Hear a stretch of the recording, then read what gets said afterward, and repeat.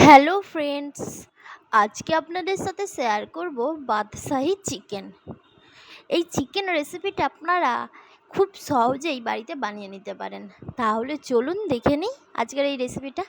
তার জন্যই এখানে কিছুটা পরিমাণ মাংস নিয়েছি, তার মধ্যে লেবু রস, গোলমরিচের গুঁড়ো, পরিমাণ মতো নুন দিয়ে মেখে নেব ও 5 মিনিটের জন্য রেখে দেবো। ততক্ষণে মিক্সিং জারের মধ্যে কিছুটা আদা রসুন বাটা আর কাজু, আমন্ড, পেঁয়াজ, কাঁচা লঙ্কা, টক দই দিয়ে একটা মিহি পেস্ট করে নেব। তারপর ওই পেস্টটা মাংসর মধ্যে দিয়ে দেবো, আর দিয়ে দেবো জিরে, ধনে, গোলমরিচ গুঁড়ো, আবার গোলমরিচ গুঁড়ো দেবো, আর দেবো কিছুটা গরম মশলা গুঁড়ো আর কাসুরি মেথি আর চিলি ফ্লেক্স মাখিয়ে রেখে দেবো। তারপর এখানে প্যানের মধ্যে জিরে, ধনে, এলাচ, লবঙ্গ, দারচিনি, শুকনো লঙ্কা, জয়িত্রী দিয়ে একটা মিহি পেস্ট করে নেবো। প্রথমে ভেজে নিয়েছি, তারপরে এই যে গুঁড়ো করে নিয়েছি মিহি।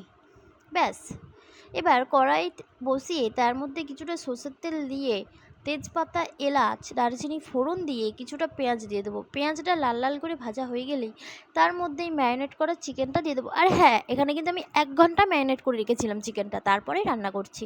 ব্যাস, চিকেনটা একটু ভালো করে নেড়ে চেড়ে চাপা দিয়ে দেবো। গ্যাসের ফ্লেমটা হাই টু মিডিয়ামে রাখবো, মিডিয়ামে রেখেছি।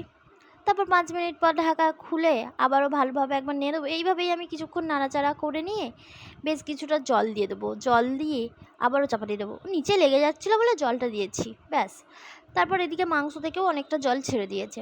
সেই সময় ওই ভাজা মশলাটা দিয়ে আবারও চাপা দিয়ে দেবো। আর নামাবার আগে ওপর থেকে দিয়ে দেবো বেশ কিছুটা ফেস ক্রিম আর কিছুটা গরম মশলার গুঁড়ো।